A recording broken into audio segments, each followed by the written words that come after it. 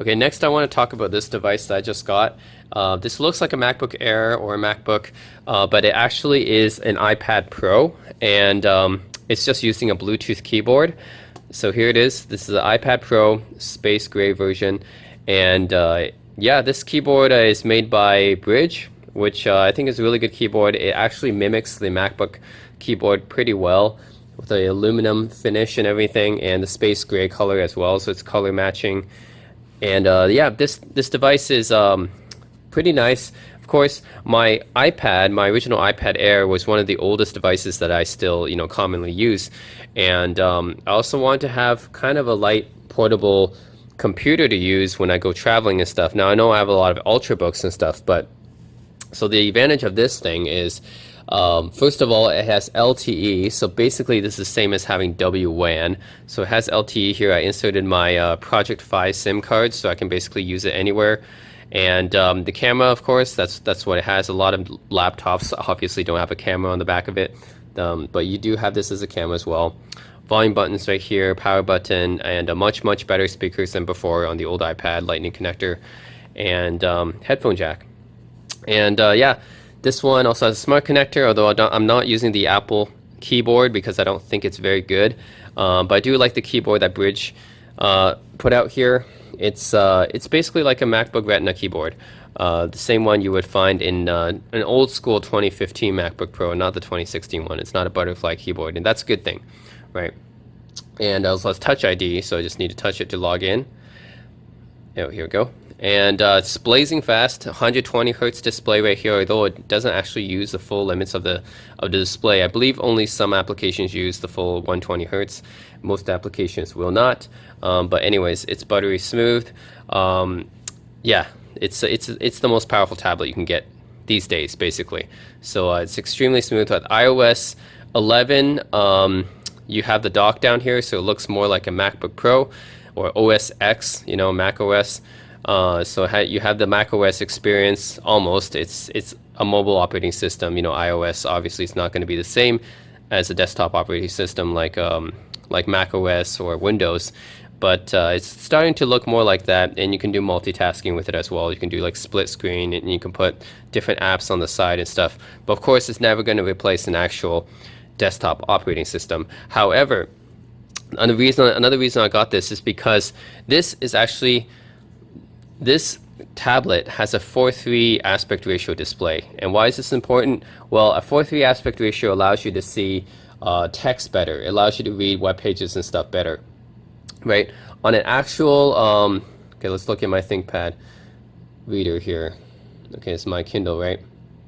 Okay, so because it has more vertical space, right? You might say, oh, well, like most laptops that you see these days have a 16:9 display. It's a widescreen display that's meant for watching movies and playing games. But for actual vertical amount of text that you get, it's not as good as if you have a 4:3 display. So if you have 4:3 display, you can read more vertical text on the screen. So yeah, in this case, this is better for reading documents. It's better for writing documents. It's better for reading web pages and editing web pages and stuff like that. You can fit more text on the screen. Have you ever gone to a website and you had a lot of space around here, right? You have a lot of white space, and you constantly have to be scrolling down. And that's the problem with modern laptops these days, is that they're all 16:9 widescreen displays, which means that whatever web page you're doing, a lot of them is going to have a lot of unused space on the sides here, because they're meant basically as web articles, right? You're just scrolling through them vertically, and they have too much space to be used in a widescreen display. So I think most laptops these days, unfortunately, have the 16:9, so that means that you do have a lot of extra unused space when you're reading documents and web pages and stuff. Whereas the 4:3 aspect ratio, now this is one of the only devices on the market with a 4:3 aspect ratio right now. You can't get the 4:3 aspect ratio on a laptop anymore. They're not made anymore. The closest you can get is a 3:2 aspect ratio display, which are on the Microsoft Surface Pro and Surface Books. That's about the closest you can get, but it's not quite the same. But the iPad and the iPad Pro does have this 4:3 aspect ratio, which makes it really good for reading documents, editing documents, and reading web pages and stuff. So yeah, for reading and stuff, it's really really nice. And of course, this one you can also flip vertically, right? And of course, this is the best way to get vertical space. Obviously, it's a tablet, so you can flip it like this. But in laptop mode, I guess this is still much better if you're reading like web articles or web pages or something, right? For example, I can go to oh, let's sign in here. Okay, and let's go to Engadget, read one of their articles here. By the way, this Bluetooth keyboard is supposed to last a few months without charging. It does charge by micro USB, I believe. Yep, it does. And completely backlit and everything. It has a lot of buttons that are specific to the iPad. Like it has a Siri button here, which brings up Siri. And it has this button right here, which takes you back to the home screen. So it has some iPad specific buttons here. You can also adjust the backlighting intensity. You can play or pause music tracks.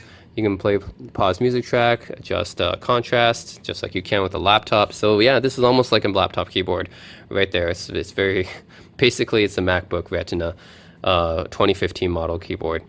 So yeah, you see how much vertical space you have, right? So I click on an article right here. Yeah, so that because of the 4:3 resolution, you can fit all this. If you had a normal 16:9 aspect ratio laptop, which most laptops are these days, some of this text would be cut off. You know, you just can't read as much. So that's one of the reasons I got this. Another thing is when you're traveling and stuff, you usually carry ultrabooks. You don't really expect to be doing much work with them, right? And I think this is actually a good replacement for an ultrabook. I know that people don't like the iPad Pro as a laptop replacement because it's not a full desktop operating system, but this is for a different purpose, right? You're not going to be programming on this. You're not going to be playing games like Destiny 2 or something on this. You're not going to be, you know, downloading torrents and stuff because on this. There's obviously, you know, things that only a desktop OS can do. However, for most of us, when we're like traveling and stuff, we just want a lightweight ultrabook for reading web pages or checking our email, watching movies or YouTube, listening to music or that kind of thing. The iPad Pro can accomplish all of that, and it can do all that. Actually, this is just, it's a little bit over 1 pound. You add the keyboard, still under 2 pounds, right? You can do that all under 2 pounds with this thing. So that's actually quite impressive right now. And then you add this keyboard here, and yeah, basically you have a small 10.5 inch. This is the 10.5 inch model, by the way. The 10.5 inch with WWAN, because that's LTE, with a 4:3 aspect ratio, and it's light and portable. And you can do 90% of the things you can do on a computer with it that you normally do with an Ultrabook, right? So it's not going to replace my Alienware or my ThinkPad. Those are for other things. But for media consumption and for reading web pages and stuff like that, music or movies or media stuff, well, this thing can do it all. So I think it actually is an adequate Ultrabook replacement for those kind of things. So that's why I have the iPad Pro. And of course, it's actually a hybrid because you can detach the tablet as well. Although this keyboard is actually quite sturdy and it holds it in place. But if I wanted to, I can detach this as a tablet and be playing, you know, tablet games or use it as an e-reader as well. So it's pretty versatile that way. And just giving comparison, this is the MacBook Pro. This is a 2016 model, by the way. All right, this is the MacBook Pro that I have from 2016. That's basically an Ultrabook, right? Now you think about it, like if you're traveling and stuff, this is 3 pounds, so you can easily take this MacBook Pro when you're traveling. However, if you're not going to be doing anything like programming or anything that actually requires anything that's specific to OS X, then you can easily replace it with the iPad Pro with the keyboard dock and accomplish almost the same things. And this one doesn't have a trackpad or anything. It doesn't have a track point or trackpad. You can't attach a mouse to it. But you know, if you're comfortable using your fingers to touch stuff, if you're not, you know, going to be using a pointer much, then I think it's a pretty good replacement, right? You compare the sizes, right? This is a 13-inch MacBook Pro 13.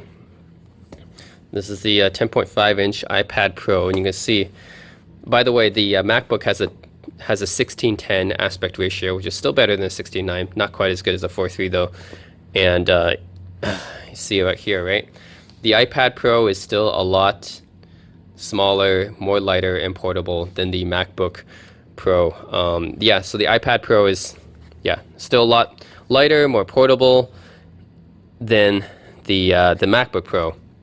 Now, you can't do as many things with it as you can on the MacBook Pro, but it can do 90% of the things. So if you're not going to be using your computer for programming, or doing desktop or desktop OS specific stuff when you're traveling, then I would highly recommend the iPad Pro, because I think I can actually replace it for most of the situations. Like 90% of the time, the iPad Pro can get things done in a much lighter and more convenient package. And yep, that's it. That's all I wanted to show. The new iPad Pro and Pixel 2 being the main things that I just got, and it's really quite impressive, these new gadgets that came out. And thanks for watching my videos, and subscribe if you like these kind of videos, and like this video if you like it. So thanks, see you guys later.